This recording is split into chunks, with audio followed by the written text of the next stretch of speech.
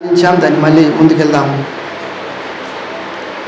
మత్తయి సువార్త 10వ అధ్యాయం 7, 8, 9 వచనాలు.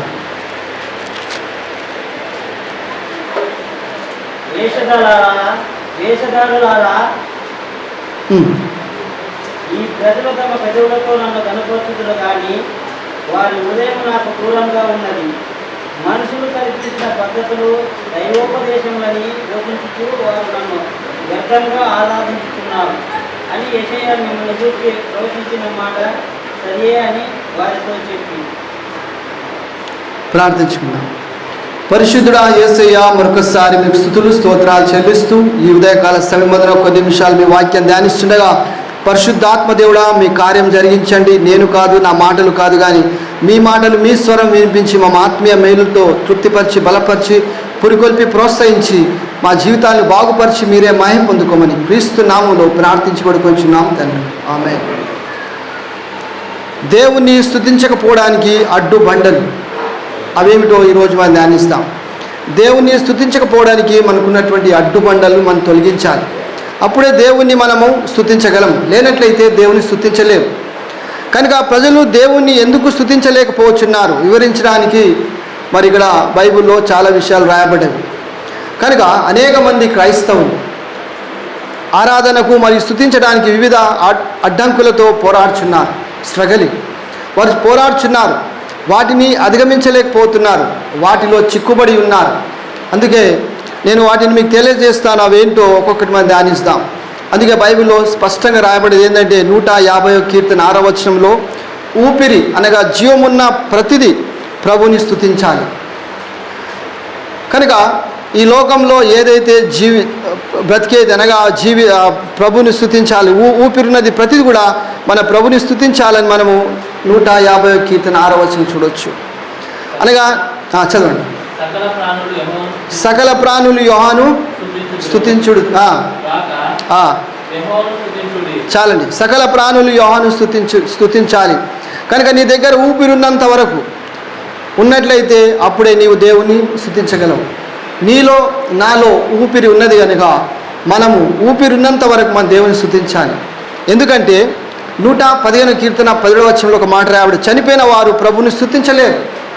ఎందుకంటే వారు నిశ్శబ్దంలోకి దిగిపోదురు, వారు ఎన్నడూనూ దేవుని స్తుతించలేరు. చదవండి దయచేసి 115వ కీర్తన 17వ వచనము. మృతిలోనికి దిగిపోయిన వారు యెహోవాను స్తుతింపరు. నేనైతే మెలుకొని నిత్యము యెహోవాను స్తుతించదు. కనుక ఎవరైతే నిద్రించున్నారో, ఎవరైతే చనిపోయారో వారు ప్రభుని స్తుతించలేరు. అవును. కనుక యెషయా గ్రంథం నేను చెప్తాను. కొన్ని వచనాలు మనం ధ్యానించిన తర్వాత ముందుకెళ్దాం. చదివిన తర్వాత నేను చదువుతాను, దయచేసి మీరు గమనించండి. బైబిల్లో యెషయా గ్రంథము 38వ అధ్యాయం 18-19 వచనాలు ఏ విధంగా అంటుంది. యెషయా 38:18-19 ఈ విధంగా రాయాలి.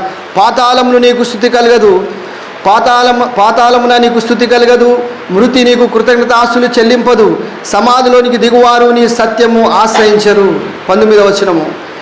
సజీవులే కదా నేను స్తుతించెదరు, ఈ దినమున నేను సజీవుడనై నేను స్తుతించుచున్నాను. తండ్రులు కుమారులకు నీ సత్యమును తెలియచేతురు, యెహోవా నన్ను రక్షించువాడు. కనుక సజీవులే కదా నిన్ను స్తుతించెదరు. ఒకవేళ నువ్వు సజీవుడవైతే మీరు వచ్చి మేమంతా సజీవులమే. అవును, మనమంతా సజీవులమే. కానీ శారీరకంగా భౌతికంగా సజీవులంగా ఉంటున్నాం. కానీ ఆత్మీయంగా చనిపోయిన స్థితిలో ఉన్నట్లయితే నువ్వు దేవుని స్తుతించలేవు, దేవుని ఆరాధించలేవు. బయటికి మనమంతా బ్రతికున్నాం, మనమంతా ప్రాణాత్మ దేహములు కలిగి ఉన్నాం, పనులు చేస్తున్నాం, తింటున్నాం, త్రాగుచున్నాం, మనము నడుస్తున్నాం. కానీ ఆత్మీయంగా ఆలోచించినట్లయితే చనిపోయిన స్థితిలో ఉన్నాం. అందుకే ఇక్కడ గమనించినట్లయితే స్తుతించడానికి కొన్ని ఖచ్చితమైన అవరోధాలు, అడ్డంకులు లేదా అవరోధాలు ఉన్నవి కనుక అవి నేను మీకు తెలియపరుస్తాను. వీటన్నిటిని మనం ఏం చేయాలంటే ఎదుర్కోవాలి. అదే దేవుడు కోరుకుంటున్నాడు. మనం వీటన్నిటిని ఎదుర్కోవాలి మరియు అధిగమించాలి. అప్పుడే మనం ఆయనను స్తుతించడంలో సఫలమవుతాం. లేనట్లయితే విఫలంగానే మిగిలిపోతాం. దీనికి సరైన కారణం మనం చూద్దాం. మొట్టమొదటిగా చూసినట్లయితే ఈరోజు చాలామంది దేవుణ్ణి స్తుతించకపోవడానికి కారణం మొట్టమొదటి అడ్డుబండ ఏంటంటే పాపం. అది సర్వసాధారణమైనటువంటి ఒక సమస్య లేదా ఒక ఒక క్రియ, పాపము. అందుకే ఇక్కడ చూసినట్లయితే దేవుని స్తుతించకపోవడానికి అడ్డుబండ పాపం కనుక దీనికి ప్రాథమిక కారణము ఏంటంటే మారని వ్యక్తి దేవుని స్తుతించలేడు. ఒకవేళ నీలో మార్పు రానట్లయితే, నువ్వు మారనట్లయితే నువ్వు దేవుని స్తుతించలేవు. అందుకే రక్షించబడిన వ్యక్తే దేవుని స్తుతించగలడు. మీరు సార్ నాకు స్తుతించాలని ఆశ ఉంది కానీ సమయం లేదు, ఓకే, అది అర్థం చేసుకోవచ్చు. కనుక నీ హృదయంలో నువ్వు దేవుని స్తుతించు, నీ ఆత్మతో నువ్వు దేవుని స్తుతించి ఆరాధించు, లేదా ఒక అవకాశం తీసుకొని నువ్వు దేవుని ఆరాధించిన వారే ఆరాధించాలని అట్లేం లేదు. కనుక మీరు కూడా ఆరాధనకు సమయం ఇవ్వబడ్డప్పుడు టక్కన అవకాశం సద్వినియోగం చేసుకోవాలి. వెయిట్ చేయకూడదు. వాళ్ళు ఆరాధిస్తారా, వీళ్ళు ఆరాధిస్తారా, చివరిలో నేను ఆరాధిస్తున్నప్పుడు నీకు అవకాశం రాకపోవచ్చు. అందుకే ఆరాధన విషయంలో కానీ స్తుతించడంలో మనం ముందుండాలి, ఆత్మీయ విషయంలో ముందుండాలి. కనుక వారే ఆరాధిస్తున్నారు అని చెప్పి నువ్వు నిరాశపరచుకోకూడదు.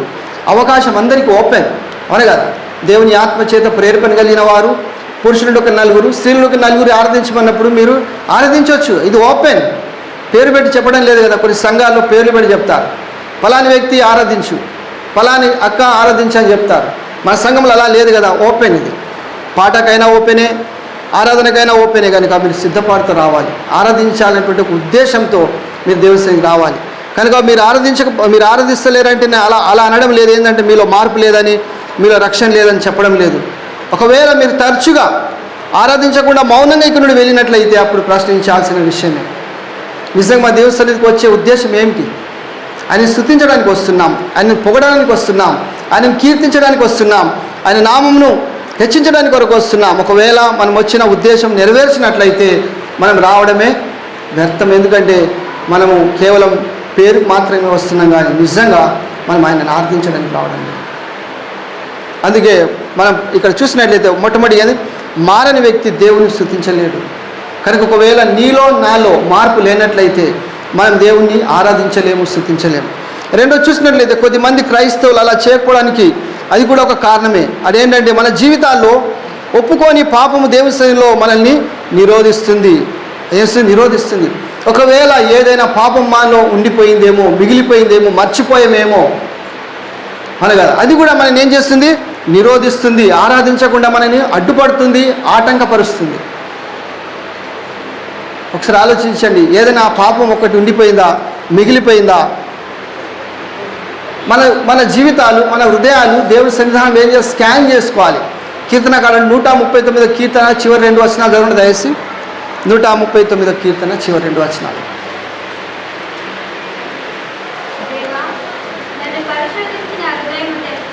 తెరుచుకోనము,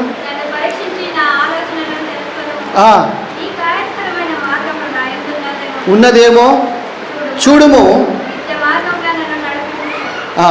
చూడండి అక్కడ ఏం రాదు, అది స్కానింగ్ అంటారు, స్పిరిచువల్ స్కానింగ్. ఆత్మీయంగా మనం స్కాన్ చేసుకోవాలి మన హృదయాలు దేవుని సన్నిధికి వచ్చే ముందు. దీని అవసరం లేదు కానీ మనకు అందరికి తెలిసిన వాక్యం ప్రసంగి 5:1 ఏం రాయబడింది? నువ్వు దేవుని మందిరానికి వెళ్ళినప్పుడు నీ ప్రవర్తన జాగ్రత్తగా చూచుకొనుము. అంటే కేవలం దేవుని మందిరానికి వెళ్ళినప్పుడేనా? కాదు, మనము ప్రతిసారి మన ప్రవర్తన దేవుని సన్నిధికి వచ్చే ముందు మనం సరి చేసుకొని రావాలి. ఒకవేళ మనలో తప్పిదాలు ఉంటే ఒప్పుకోవాలి, పాపాలు చేస్తే క్షమాపణ అడగాలి, పొరపాట్లు జరిగితే దేవుని యొక్క మనము క్షమాపణ అడిగి రావాలి. అది దేవుడు కోరుకొచ్చున్నాడు. కనుక ఒకసారి ఒక వ్యక్తి, మా ఊరిలో జరిగిన సంఘటన, ఒకసారి ఒక వ్యక్తి మొహమ్మదీలు వాళ్ళు సాహెబులు వాళ్ళు ఏం చేశారంటే, ఇద్దరు యవనస్తుల మధ్య, అంటే చాలా యవనస్తుల మధ్య గొడవైనప్పుడు అది శుక్రవారం రోజున వాళ్ళు ఏం చేశారంటే ఇద్దరు అంటే మాటల ద్వారా గొడవ పడ్డారు. ఆ తర్వాత ఆ రోజు శుక్రవారం కనుక వాళ్ళు నమాజ్కి వెళ్ళాలి, అనగా వాళ్ళ నమాజ్కు వెళ్ళాలి, మస్జిద్కి వెళ్ళాలి. వారు వెళ్తుండగా ఇద్దరిలో ఒక వ్యక్తి ఏం చేశాడంటే తన ఒడిలో కత్తి పెట్టుకొని వెళ్ళాడు. ఒక కత్తి నమాజ్కి వెళ్తుండగా, మస్జిద్కి వెళ్తుండగా. అయితే వెళ్ళినప్పుడు అక్కడ తెలుసు కదా, వాళ్ళు నమాజ్ చేసేటప్పుడు వంగడము, కూర్చోవడము ఇలా చేస్తూ ఉన్నాడు, లేవడము, కూర్చోవడము. అయితే పొరపాటున ఏమైందంటే ఆ కత్తి ఆ వడిలో ఏమైంది, పొట్టలు పోయి లోపల కుచ్చుకునే కొంచెం రక్తం వచ్చింది. అప్పుడు గమనించారు ఏమైంది వారికి. అప్పుడు వాళ్ళ కాజీ ఉంటాడు కదా, కాజీకి చెప్పారు. చెప్పగానే వాళ్ళు హాస్పిటల్ తీసుకెళ్లారు. చూడండి ఎలాంటి ఉద్దేశంతో అక్కడికి వచ్చాడు ఆయన. ఆ వ్యక్తిని ఈరోజు మరి హత్య చేయాలనుకున్నాడో గాయపరచాలనుకున్నాడో ఒక దురుద్దేశంతో మస్జిద్లోకి వచ్చాడు. కానీ ఏం జరిగిందంటే ఆయనకే అది హాని కలిగించింది. కనుక ఇక్కడ నేను చెప్పే ఉద్దేశం ఏంటంటే అలాంటిది ఏదైనా పాపం మనలో మిగిలిపోయిందో ఉండిపోయిందో మనం మర్చిపోయామో దేవుని యొక్క ఒప్పేసుకోవాలి, దేవుని యొక్క ఒప్పుకోవాలి. లేదా ఒకవేళ మన సోదరుల మధ్య ఏమైనా తప్పిదాలు ఉంటే ఒకరొకరు క్షమించుకోవాలి, సమాధాన పడాలి. అప్పుడే దేవుని ఆరాధించు ఆయన స్తుతించాలి. చూసినట్లయితే నాలుగోదిగా మనము స్వేచ్ఛంగా లేదా సుఖంగా ఉండలేము. ఎంతవరకు ఆ పాపం మనను ఏలుతుందో, ఎంతవరకు పాపం మనపై ప్రభుత్వం చేయించిందో అంతవరకు మనం స్వేచ్ఛగా లేదా సుఖంగా ఉండలేం. మనశ్శాంతి ఉండదు, నెమ్మది ఉండదు, నిద్ర పట్టదు, ఆకలి కాదు. కొంతమందిగా తప్పు చేస్తే భయం వస్తుంది. ఎంత బలవంతుడైనా, ఎలాంటి బలవంతుడైనా పాపం చేసినప్పుడు, తప్పు చేసినప్పుడు భయం అనేది వచ్చేస్తుంది. నీ బలము క్షీణించిపోతుంది. నువ్వు బలవంతుడివే కావచ్చు, కానీ నువ్వు తప్పు చేసినప్పుడు, పాపం చేసినప్పుడు నీలో భయం అనేది వస్తుంది. కనుక నువ్వు అప్పుడు బలహీనుడు అయిపోతావు. కొద్దిమందికి అదే కదా, కొద్దిమంది ఏం చేస్తారంటే నిద్ర పట్టదు, ఆకలి కాదు. ఎందుకంటే వారు నెమ్మదిగా ఉండలేరు, నిద్ర పట్టదు, సుఖంగా ఉండలేరు, స్వేచ్ఛగా ఉండలేరు, మనసులో శాంతి సమాధానం ఉండదు. ఎందుకంటే తప్పు చేశారు కనుక. మనస్సాక్షి గద్దిస్తూనే ఉంటుంది. నువ్వు చేసింది తప్పు, వెళ్ళి ఏం చేయాలి? నువ్వు దేవుని యొక్క తప్పు ఒప్పుకో. దావీదు కూడా అదే చేశాడు. దావీదు చేసిన పాపాన్ని ప్రవక్త అయినటువంటి నాతాన్ ద్వారా తెలియపరిచినప్పుడు ఆయన ఏం చేశాడు? దేవుని సన్నిధానంలో మోకరించి ఉపవాసంతో కన్నీటితో ప్రార్థించాడు. ఎందుకంటే ఆయన హృదయంలో నెమ్మది లేదు, రాజ్యంలో శాంతి లేదు, కుటుంబంలో సమాధానం లేదు. కనుక మరి ఎప్పుడైతే తన పాపాలు ఒప్పుకున్నాడో కుమారుడు చనిపోయాడు. తర్వాత మళ్ళీ మనం చూడవచ్చు దేవుడు ఆయన క్షమించాడు. అందుకని ముందుకెళ్ళినట్లయితే మన జీవితంలో క్షమింపబడని పాపం గురించి మనం అవగాహన కలిగి ఉండాలి. కొంతమంది ఎలా ప్రార్థిస్తారని దేవుని యొక్క ఎలా అంటే ప్రభువా తెలిసి తెలియక చేసిన పొరపాటు నన్ను క్షమించుము. లేదు, ఒక్కసారి నువ్వు రక్షింపబడిన తర్వాత చేసే ప్రతి పొరపాటు నువ్వు తెలిసి చేస్తున్నావు, తెలియక ఏది చేయడం లేదు. ఒకవేళ నువ్వు రక్షణ లేకుండా చేసిన పొరపాట్లు, పాపాలు దేవుడు అన్నీ మన్నించాడు, క్షమించాడు, వాటిని మర్చిపోయాడు. కానీ నువ్వు రక్షింపడిన తర్వాత చేసే చిన్నదైనా పెద్దదైనా తెలిసి మరీ నువ్వు చేయించున్నావు. ఆ ప్రార్థన సరైనది కాదు, అలా చేయొద్దు క్రైస్తవులు. ప్రభువా తెలిసి తెలియక, పొరపాటున కాదు, పొరపాటు అస్సలే కాదు. నీకు వాక్యము తెలుసు, దేవుని ఆజ్ఞలు తెలుసు, కనుక నువ్వు ఏ విధంగా అలా అనగలవు. కనుక మన జీవితంలో క్షమింపడని పాపం ఏదైనా దాని గురించి మనం అవగాహన కలిగి ఉండాలి. దావీదు ఈ విధంగా అంటున్నాడు. చూడండి దయచేసి 66వ కీర్తన 18వ వచనం ఏమన్నాడు దావీదు?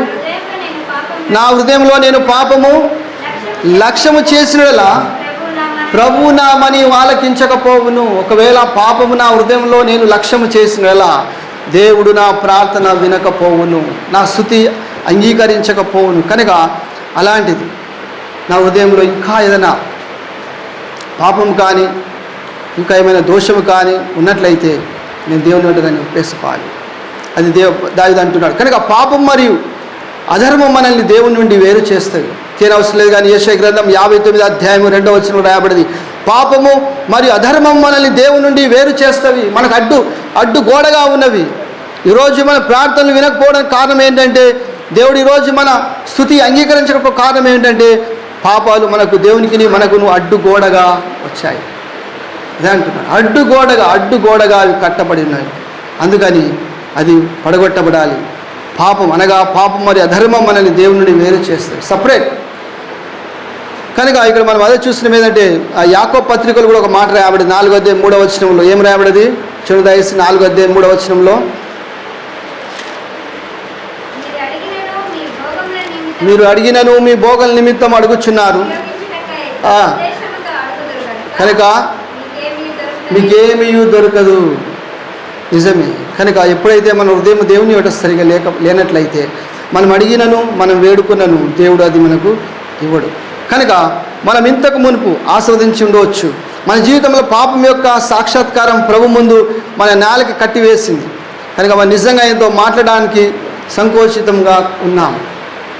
మనము ఏ విధంగా దేవుని ఆరాధించగలం? ఎందుకంటే మన హృదయాలు దేవుని యొక్క సరిగా లేనట్లయితే దేవుడు ఏ విధంగా మన మొర ప్రార్థన ఆలకించగలడు. అందుకే వాటిని ఒప్పేసుకోవాలి. ఒకవేళ దేవునికి విరోధంగా పాపం చేస్తే దేవుని ఒప్పుకోవాలి. ఒకవేళ నా భార్యకు నేను పొరపాటు చేసిన భార్యతో వీళ్ళు ఒప్పుకోవాలి. భర్త భార్యతో ఒప్పుకోవాలి. ఒకవేళ నా సోదరునికి పట్ల నేను తప్పు చేస్తే నేను ఒప్పుకోవాలి, అంతేగాని దాన్ని ఎక్కువగా మనసులో పెట్టుకోకూడదు. అందుకే ఇలాంటి పరిస్థితుల్లో మన పాపం మనకేముంది, అడ్డంకంగా ఉంది కనుక అదే పాపాన్ని మన హృదయంలో ఉంచుకున్నట్లయితే మరి మనమే నష్టపోతాం. అది ఒక విషయం లాంటిది కనుక, ఒక క్యాన్సర్ లాంటిది, అది మనను పాడు చేస్తుంది. డాక్టర్ చెప్పాడు ఇంకో మీకు క్యాన్సర్ ఉంది అన్నప్పుడు మనం దాన్ని ఇంకా అట్లాగే పెట్టుకుంటామా? ఒక చిన్న పన్నే, క్యావిటీ ఉన్నటువంటి చిన్న పన్నే మనని అంత ఇబ్బంది పెట్టినప్పుడు మనం త్వరగా డాక్టర్ దగ్గరికి వెళ్ళి దాన్ని క్లీన్ చేసుకోవడమో, రిఫిల్ చేసుకోవడమో, క్యాప్ పెట్టించుకోవడమో, రూట్ కెనాల్ చేయించుకోవడమో చేస్తుంటాం. ఎందుకంటే తట్టుకోలేము ఆ బాధ, వేదనను. అలాంటప్పుడు మరి ఇంత భయంకరమైన వ్యాధి మనలో ఉన్నట్లయితే, తెలిసినట్లయితే మనం దాన్ని అలా అదేవిధంగా వదిలేస్తామా? లేదు. కనుక దయచేసి ఈ విషయంలో జాగ్రత్తగా మనం ఉండాలి.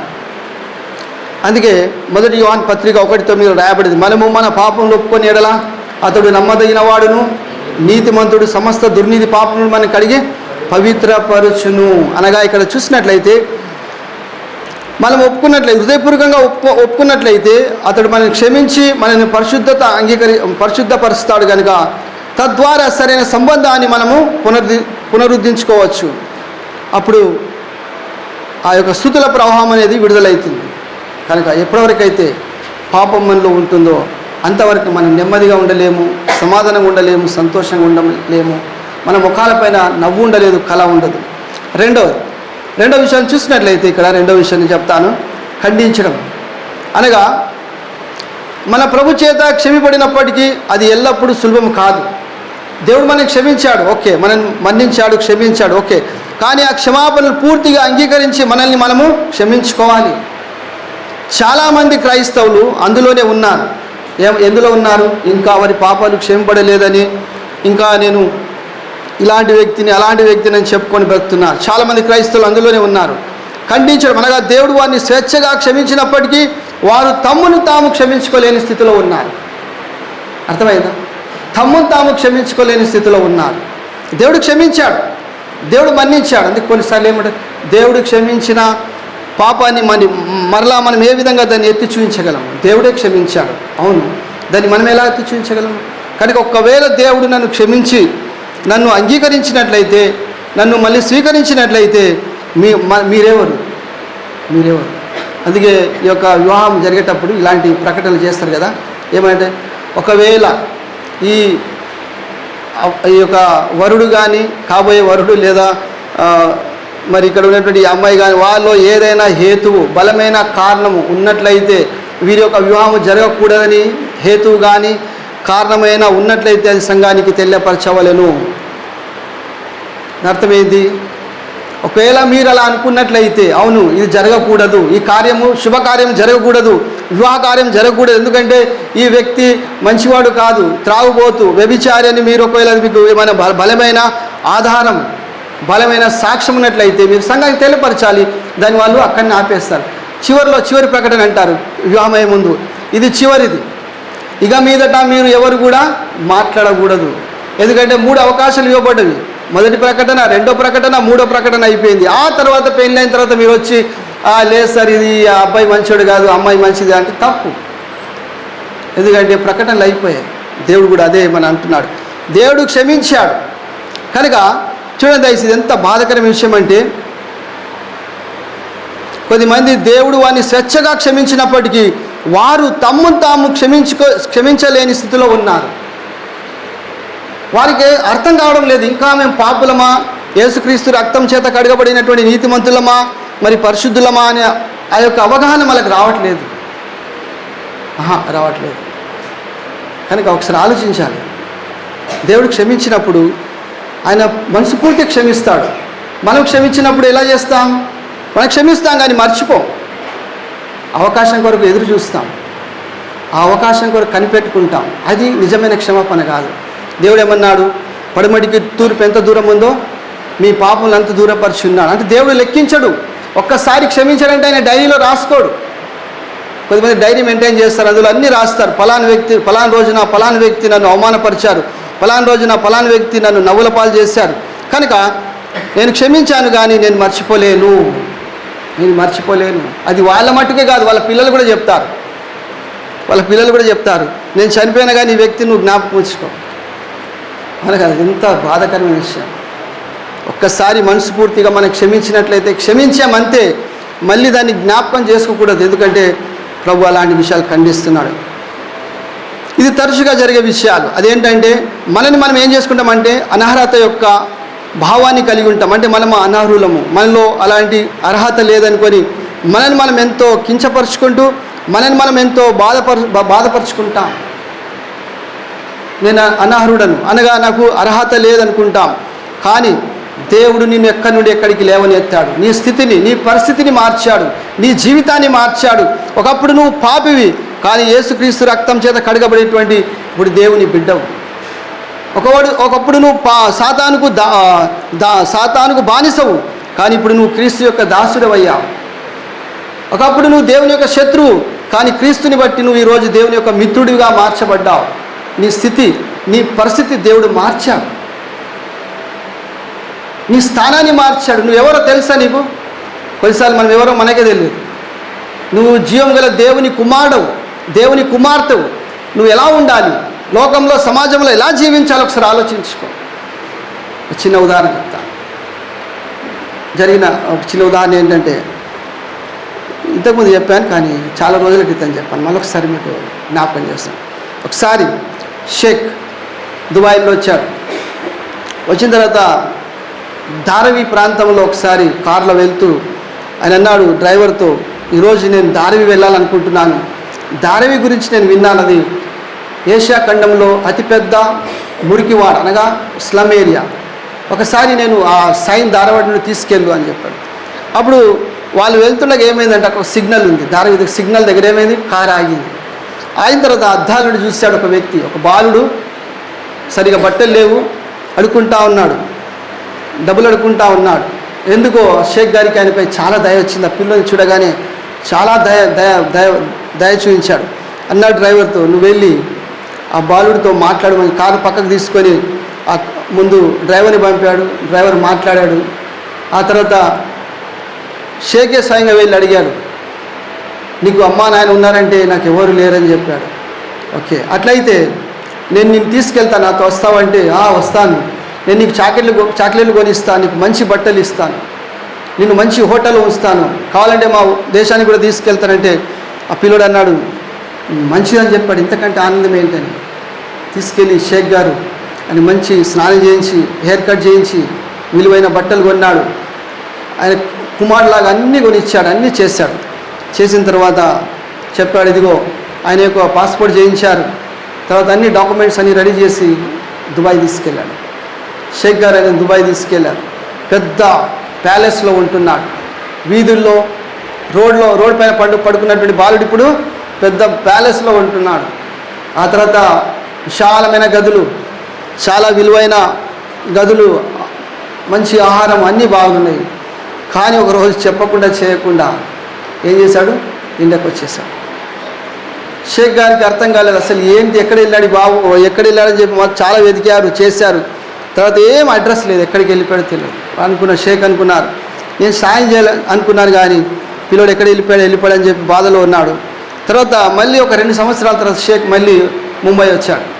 ముంబై వచ్చిన తర్వాత ఎందుకో మళ్ళీ ఒకసారి ధారవి వీధుల నుండి వెళ్తుండగా వాడే మళ్ళీ అడుక్కుంటున్నాడు. అక్కడ మళ్ళీ అదే ప్లేట్ పట్టుకొని అడుక్కుంటున్నాడు. అనగా కొన్నిసార్లు దేవుడు మనను క్షమించి మన్నించినా కానీ మన స్వబుద్ధి, మన బుద్ధులు, మన స్వభావం మారదు.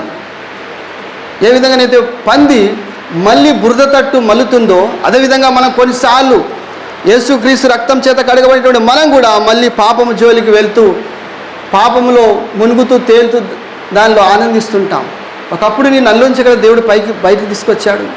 అందుకని ఆ విషయాన్ని మర్చిపోకూడదు. మనం ఆరాధించే స్వేచ్ఛను ఏం చేస్తున్నది, నిరోధిస్తుంది. అవును, మొట్టమొదటిగా అనర్హత యొక్క భావాన్ని కలిగిస్తుంది. రెండవది మనల్ని పూజించే అనగా ఆరాధించే స్వేచ్ఛను అది నిరోధిస్తుంది. మూడోది చూసినట్లయితే మన ముందుకెళ్ళినట్లయితే ఈ రకమైన దృక్పథము తరచుగా దేవునికి బదులుగా మితిమీరి స్వయం స్పృహలోకి వస్తుంది. అందుకే మనం చాలా జాగ్రత్తగా ఉండాలి, చాలా జాగ్రత్తగా ఉండాలి.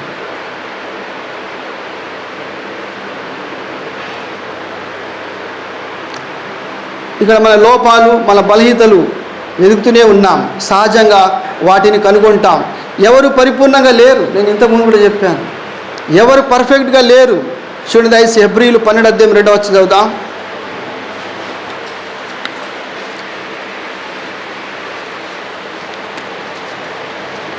మనము కూడా ఆ, ప్రతి భారమును సులువుగా చిక్కులు పెట్టి పాపమును విడిచిపెట్టి విశ్వాసమునకు కర్తయు దానిని కొనసాగించువాడనైన యేసు వైపు చూపుతూ మన ఎదుట ఉంచబడిన పందెంలో ఓపికతో పరిగెత్తుతున్నాం. చాండి ఇక్కడ చూసినట్లయితే ఎవరు పరిపూర్ణంగా లేరు. బైబుల్ మనకి 2 విషయాలు ఇక్కడ బోధిస్తుంది. మొదటిది, అది మన ఆలోచనలను మరియు దృష్టిని మనమే మరియు యేసు వైపు అది ఏం చేస్తుంది, మరులుతుంది కనుక అది అక్కడ తిప్పుతా ఉంది. రెండోది చూసినట్లయితే మనం యేసు వైపు ఎంత ఎక్కువగా చూస్తామో, ఆయన గురించి ఆలోచిస్తామో, ఆయనని ధ్యానిస్తామో, అప్పుడు ఏమవుతుందంటే మననంత దగ్గరగా అది నడిపిస్తుంది. ఆయనను స్తుతించాలని కోరుకుంటాం, ఆయనతో కలిసి జీవించాలని కోరుకుంటాం. కనుక ఈ 2 విషయాలు కనుక మనము హృదయంలో ఉంచుకోవాలి. చివరి 3వ విషయం సమయం అవుతుంది, 3వ విషయం చెప్పి ముగిస్తాను. 3వది ఏంటంటే లోకం. ఇవన్నీ కూడా మనము దేవుణ్ణి స్తుతించకపోవడానికి, ఆరాధించకపోవడానికి అడ్డుబండాలుగా ఉంటున్నది. 3వది లోకము. ఇక్కడ లోకము అనేది చూసినట్లయితే ఒక దైవజనుడి విధంగా అన్నాడు. ఆయన పేరు ఆలివర్ క్రోమ్వెల్. ఒకప్పుడు ఈ విధంగా అన్నాడు, ఈ లోకము ప్రతిది కూడా అది నిర్మించిన వాడు యేసుక్రీస్తు పట్ల నా ప్రేమ చల్లారబరుస్తుంది అన్నాడు. నిజమే. కనుక మనం ఎప్పుడైతే లోకానికి దగ్గర అవుతామో దేవునికి దూరం అవుతాం. ఎప్పుడైతే దేవునికి దూరం అవుతామో లోకానికి దగ్గర అవుతాం. ఇది సర్వసాధారణమే. ఒక వ్యక్తి అన్నాడు, ఒకవేళ ఈ నువ్వు దీన్ని బైబిల్ దూరంగా ఉంచినట్లయితే అప్పుడు ఏంటంటే దాని అర్థం నువ్వు పాపానికి దగ్గర అవుతున్నావు. ఈ బైబిల్ నిన్ను పాపం చేయకుండా నేను అడ్డుపడుతుంది. ఒకవేళ అది నిజమే. ఎందుకంటే నువ్వు బైబిల్ అనుదినం చదువుతూ నువ్వు బైబిల్ వాక్యానుసారం నడుచుకున్నట్లయితే పాపం చేయడానికి నీలో అటువంటి ఆలోచన కూడా రానియదు. కనుక ఈ లోకం అనేది ఆధ్యాత్మికకు వ్యతిరేకం. లోకం అనేది ఏంటంటే మన ఆధ్యాత్మికతకు వ్యతిరేకంగా ఉంటుంది.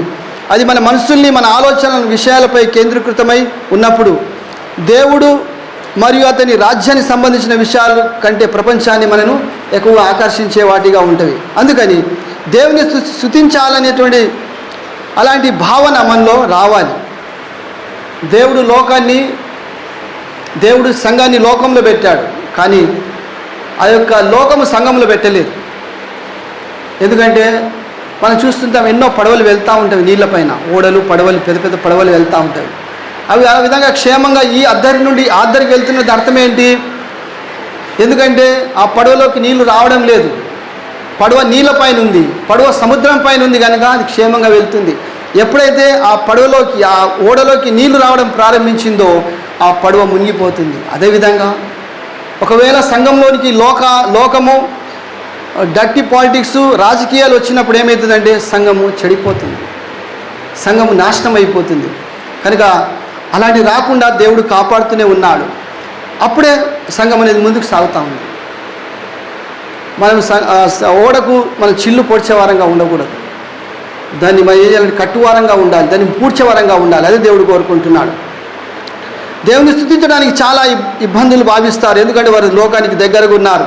అందుకే ఆయన పట్ల మనకున్నటువంటి అవగాహనము ఇక్కడ ఏంటో చూద్దాం. క్రైస్తవులు మనం మొట్టమొదటిగా మనం ఏం చేయాలంటే ఒక విషయం అర్థం చేసుకోవాలి. ఏంటంటే మనము లోకంలో ఉన్నాం, కానీ లోకం మనలో ఉండకూడదు. దేవుడు ఏమన్నాడు? మీరు లోక సంబంధులా కాదు. దేవుడు అంటే నేను మిమ్మల్ని లోకంలో పెట్టాను, కానీ మీరు లోక సంబంధులు కారు, మీరు యాత్రికులు, పరదేశులు కనుక మనము ఈ లోకం గుండా వెలుచున్నాం. ఇది మన ఇల్లు కాదు, ఇది మనం ఇక్కడ శాశ్వతంగా ఉండే స్థలము కాదు. ఒకరోజు మనం దీని గుండా వెళ్తున్నాం, ఒక జాతర, ఒక తిరునాళ్ళకు వెళ్ళినప్పుడు మనం అక్కడనే ఉంటామా? ఉండం, ఇంటికి తిరిగి వస్తాం. అదేవిధంగా మనం దీని గుండా వెలుచున్నాం కనుక ఇది మన శాశ్వతమైన స్థలము కాదు. కనుక లోకంలో ఎన్నో విషయాలు ఉన్నవి, నేను చెప్పి ముగిస్తాను. ఇక్కడ గమనించినట్లయితే క్రైస్తవులుగా మనము మొట్టమొదటి ఏం చేయాలంటే ఇక్కడ మన మొదటి ఆందోళన వారిని సంతోషపెట్టడమే, అనగా మనం మనుషుని సంతోషపెట్టే వారంగా ఉండకూడదు. అది ఇక్కడ చూసినట్లయితే ప్రభు ఇది ఎల్లప్పుడూ శరీర సంబంధమైనదని చెప్తా ఉన్నాడు. మన మనసుని సంతోషపెట్టకూడదు. ఎందుకంటే మనుషులను సంతోషపెట్టడం అంటే మరియు వారిని ఆమోదన పొందడం అంటే అది దేవునికి అసంతృప్తి కలిగించే ప్రమాదంలో ఉన్నామని మనం గుర్తుంచుకోవాలి. అందుకే గలతీ తీయనవసరం లేదు, నేను చదువుతాను మీ కొరకు. గలతీ 1:10 ఈ విధంగా రాయబడింది, ఇప్పుడు నేను మనుషుల దయను సంపాదించుకొని చూచున్నానా, దేవుని దయను సంపాదించుకొని చూచున్నానా, నేను మనుషులను సంతోషపెట్టగోరుచున్నానా, నేను ఇప్పటికీ మనుషులను సంతోషపెట్టిన వాడనైతే క్రీస్తు దాసుడను కాకపోదును అని పౌలు అంటున్నాడు. నిజమే, మనం ఎవరిని సంతోషపెట్టాలనుకుంటున్నాం? దేవున్నా మనుషుల్నా? రెండోదిగా 1 తెస్సలోనిక 2:4 నేను చదువుతాను, మీరు గమనించండి, జస్ట్ వినండి. అక్కడ ఏం రాబడంటే, సువార్త మాకు అప్పగించటకు యోగ్యులమని దేవుని వలన ఎంచబడిన వారమై మనుషులను సంతోషపెట్టు వారము కాక మన హృదయాలను పరీక్షించు దేవుణ్ణి సంతోషపెట్టు వారమై బోధించుచున్నాము. నిజమే. కనుక మనం ఎప్పుడైతే దేవుని సంతోషపెట్టకుండా మనుషుల్ని సంతోషపెట్టినట్లయితే మనం దేవుని స్తుతించలేము, ఎందుకంటే అది మనకు అడ్డుబండగా ఉండిపోతుంది. మనం ఇక్కడ వచ్చింది దేవుని సంతోషపెట్టడానికి వచ్చాం. మనం ఎందుకు పాటలు పాడతాం? దేవుడు మహిమపరచబడాలి. మనం ఎందుకు ఆరాధిస్తాం? దేవుడు ఘనపరచబడాలి. ఎందుకు వాక్యం చెప్తాం? విశ్వాసులు బలపరచబడాలి. అందుకే మనం ఏది చేసినా సరే అది దేవుని మహిమార్థమే చేయాలి. మీరు తినను త్రాగినను అది ఎవరి కొరకు? దేవుని మహిమార్థమే చేయాలి. అందుకని దేవుని బిడలంగా మనము ఈరోజు 3 విషయాలు చూస్తాం కనుక ఒకసారి ఆలోచించండి.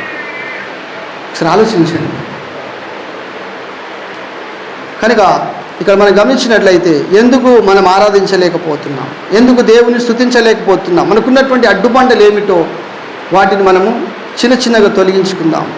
వాటిని అధిగమించాలి. వాటిని మనము దాన్ని తప్పించుకోలేము, కానీ మనం వాటిని అధిగమించి వెళ్ళాలి. 100 మీటర్స్ రన్నింగ్ రేస్ ఉంటుంది. అథ్లెటిక్స్లో రకరకాల అథ్లెటిక్స్ ఉంటుంది. అందులో హడల్స్ అనేవి ఉంటాయి. అంటే మధ్యలో ఇలా ఒక కర్రలాగా పెడతారు, అలాంటి కొన్ని 10 అలా పెడతారు. ఏం చేయాలంటే నువ్వు పరిగెత్తుతూ దానిపైన నువ్వు జంప్ చేసుకుంటూ పరిగెత్తాలి. అది చాలా కష్టతరమైనటువంటి అథ్లెటిక్స్లో 100 మీటర్స్ రన్నింగ్ రేస్. మామూలుగా రన్నింగ్ రేస్ 100 మీటర్స్ చేయడం అంటే సులువే, మీరు కూడా పరిగెత్తవచ్చు, గెలవకపోవచ్చు కానీ పరిగెత్తవచ్చు. కానీ ఇది కర్రలు అలా పెట్టినప్పుడు దానిపై దాటుకుంటూ కుందేలాగా జంప్ చేసుకుంటూ వెళ్ళాలి. ఆ చివరికి వెళ్ళాలి. ఎన్ని ఉంటాయి మనకు అడ్డంకులు, ఎన్నో ఉంటవి, వాటిని అన్నింటిని దాటుకుంటూ వెళ్ళాలి. అప్పుడే నువ్వు విజేతగా ప్రకటిస్తావు. అదేవిధంగా క్రైస్తవ జీవితం కూడా అలాంటిదే. మనకెన్నో ఆటంకులు ఉండొచ్చు. వాటినన్నింటినీ అధిగమిస్తూ ప్రార్థనాపూర్వకంగా మనం వాటినన్నింటినీ జయిస్తూ ముందుకు వెళ్ళినప్పుడే మనం నిజంగా దేవుని ఆరాధించగలం. కనుక దేవుని బిడ్డలంగా మనం అందరం కళ్ళు మూసుకుందాం. ఈ సమయంలో ఆరాధనకు వెళ్దాం. దయచేసి గమనించండి, ప్రేరేపణ కలిగిన వారు పురుషుల నుండి 1 4, స్త్రీల 1 4 ఆరాధించండి.